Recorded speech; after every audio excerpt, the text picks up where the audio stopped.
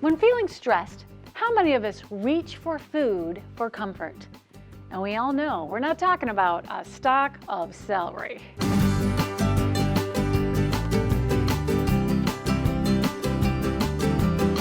Well, here we go. I like this. He says, it's just something I do every day at 5 o'clock to get rid of stress before I go home.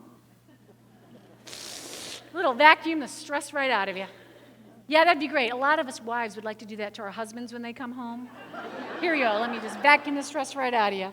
Don't we wish we could do that and just vacuum out cortisol every so often? But we can do that exact thing with our mind.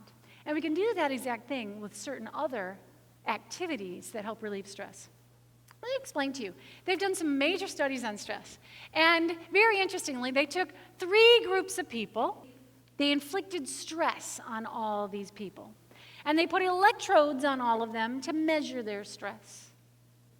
But they had this group ride stationary bicycles and watch a wonderful, neat little rolling hills, mountains thing video. So they watched the video, they rode the bike to relieve stress. Did it work? It worked fabulously to relieve stress. They had this group play checkers to relieve stress. Did it work? Worked perfectly. It worked perfectly. And then the third group ate chocolate. Did it work? Yeah. Yeah, it worked. So the chocolate worked to relieve stress, the playing checkers worked to relieve stress, and the biking worked to relieve stress. They all 3 worked equally well.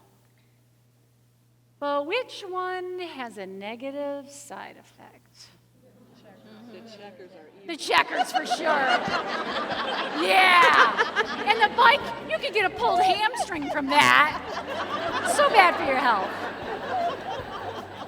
That's good. Seriously.